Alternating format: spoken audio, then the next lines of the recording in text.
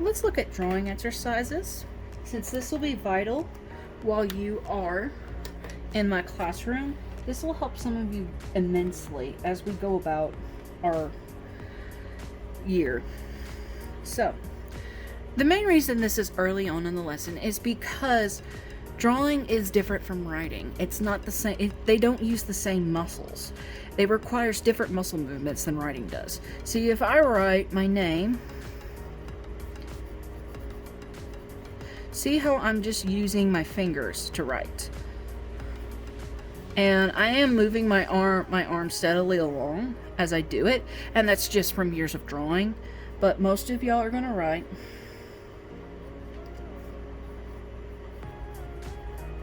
moving your wrist back and forth. That's how you normally will write and use those muscles. However, in drawing, we try to use something different. And working with these muscles is we're going to have to train them for drawing. The people who are the better artists typically will do these muscle exercises like almost instinctively after a while of drawing, because it just becomes easier because they are working those muscles just like how an athlete works their muscles. So what we're going to do is I'm going to acclimate you to drawing like how an artist draws. Now, in this space above right here, I want you to kind of just figure out how things look just moving your fingers. So, wrist straight, your elbow is going to be straight, and I just want you to just try to draw using just your fingers as movement.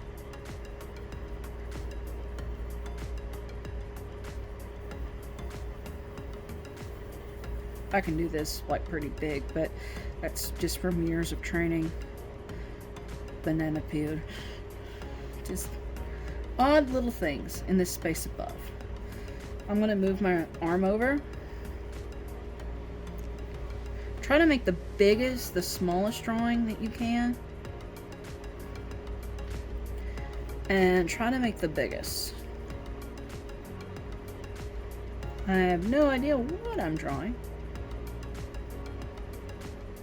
I moved my wrist.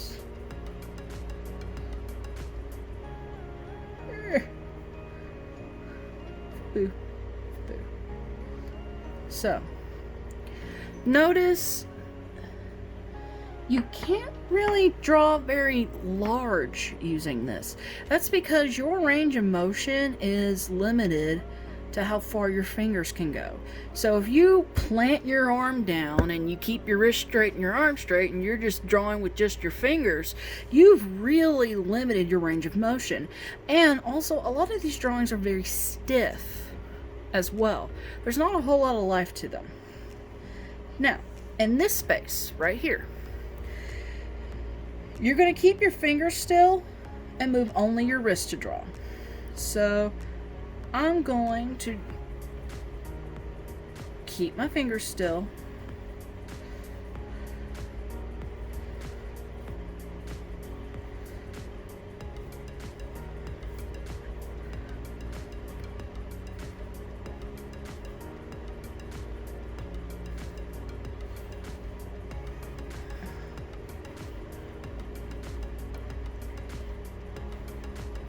Maybe I'll erase that later and let it become a flower. That's what I'm getting out of it. Now notice, unless I move my wrist over,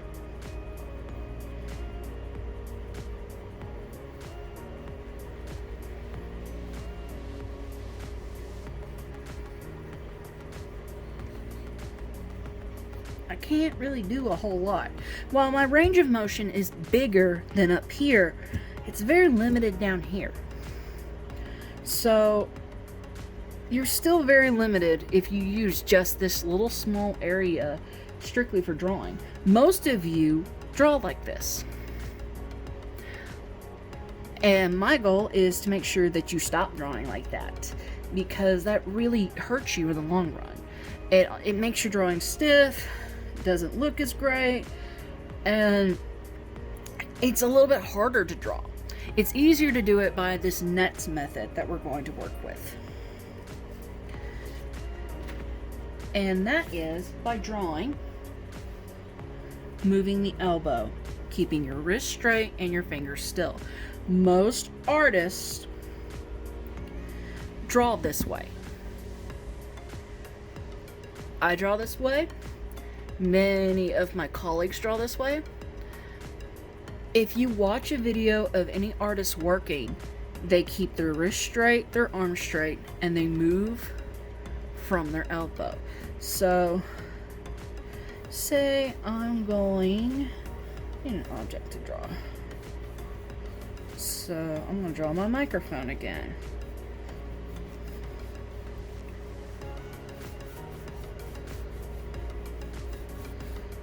So,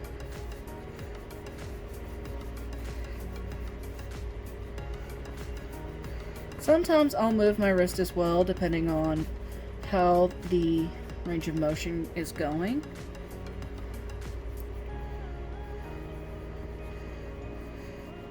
This is a little small area. Normally I do draw bigger than this.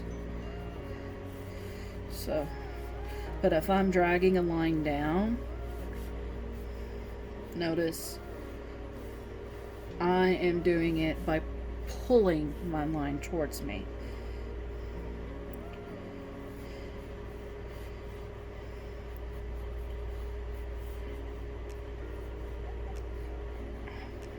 It's not exactly the same as before.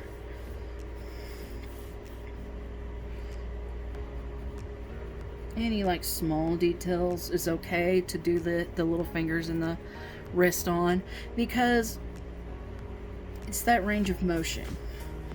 But when you pull, say like you're doing a long line, notice how I'm pulling my line. I'm not going like this. I'm pulling it. It's much smoother. My line quality is much better. So by moving, getting used to keeping your wrist straight and only using your fingers and wrist when it is necessary in small, tight spaces, you'll get much better line quality in the long run. And by doing it this way, say, like if I'm going to draw hair.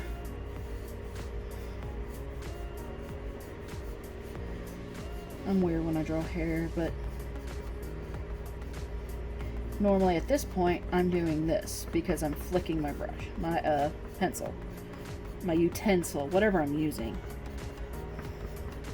But I started by pulling my lines.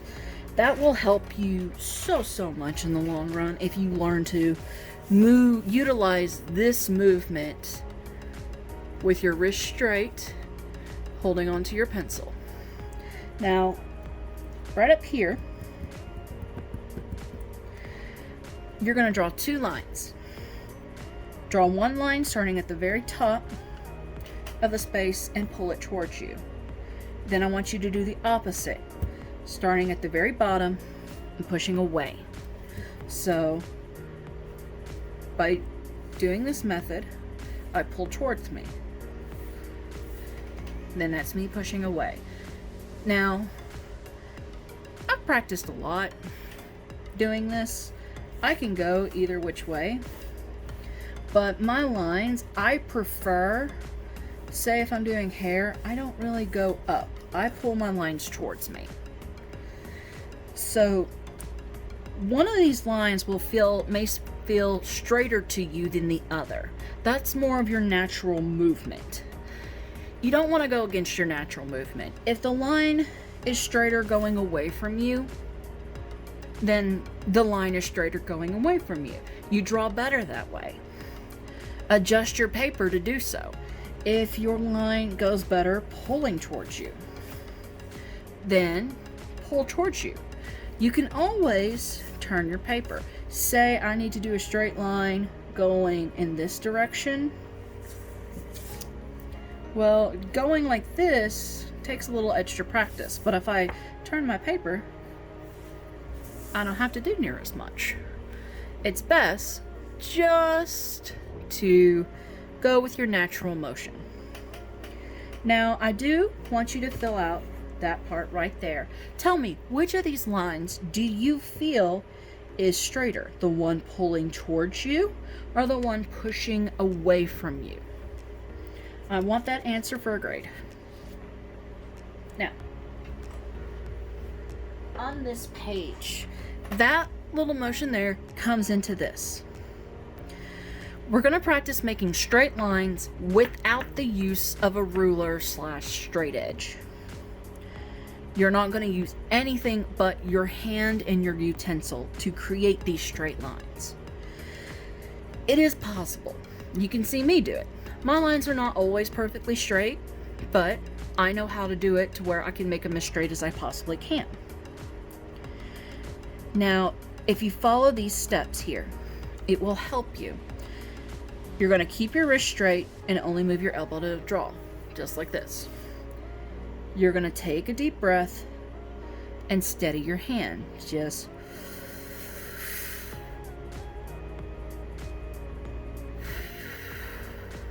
make sure your hand is nice and steady. Now, because I do have to talk, I had to go ahead and exhale. But if you think about, I know many of my students hunt.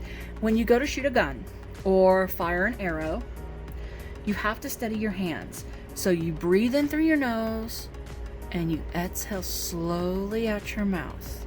And that helps steady your hand and everything else and relax you. It's the same principle here. You're also going to move in the direction that creates the smoothest line. So that previous page where we were making that previous line, that tells you which way to go for here. With me, it's pulling towards me. So you're gonna do 10 lines on this page for the whole grade. Just 10. Practicing making all those straight lines.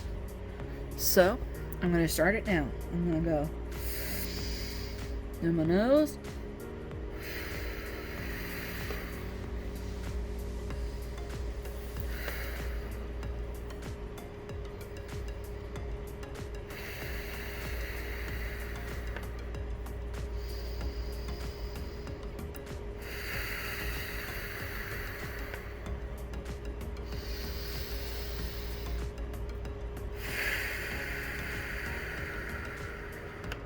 This one started to curve up right there.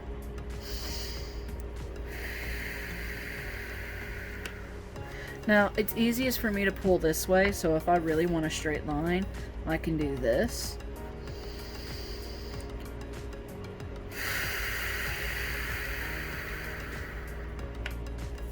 See how that's a little bit more straighter? Just by tilting my paper, I can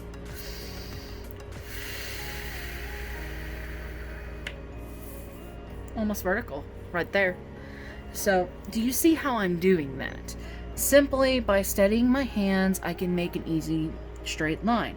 Now when I do this, I'm often doing it with pen, so I have to work slowly because if I make a mistake, that's it. Sorry, I gotta figure out how to work around it. So I can't just start the artwork all over again. You might not have the materials, the supplies, or the time to be able to do that. So learning how to do it from the beginning really helps. And now drawing straight lines without the straight edge is a good practice for getting line smoothness. See my line quality right here. It's straight. What if I did this? It's a little fuzzy. I have a lot of students that will sketch in their lines like this. That's because they're using that wrist. Elbow. Use the elbow and pull. Pull the line. So, that is it for line quality and drawing exercises. Another thing you can practice is how to hold your pencil. So, I'm just doing this on a blank sheet. But some artists will hold their pencil like this for detail and control. Some will also hold it under palm. So instead of overhanded, under palm. So it's under my palm, and drawing at an angle like this isn't really helping, but normally when we draw under palm, the paper is like vertical in front of it, like straight up and down in front of us. So say I'm gonna do a rose real quick.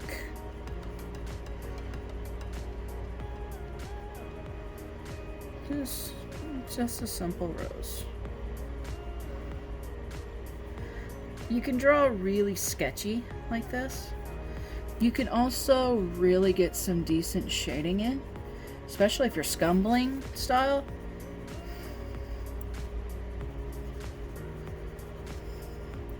Depending on the level of your pencil as well.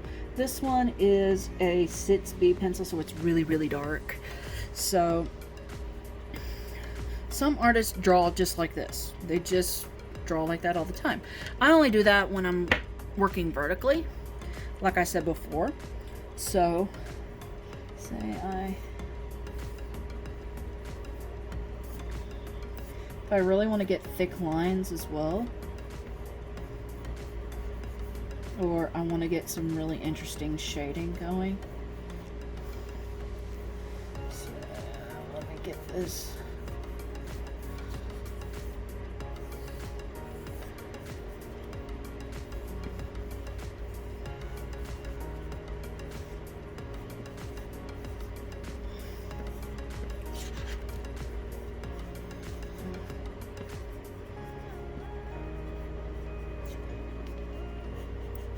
You get kind of an interesting texture when you work underhanded.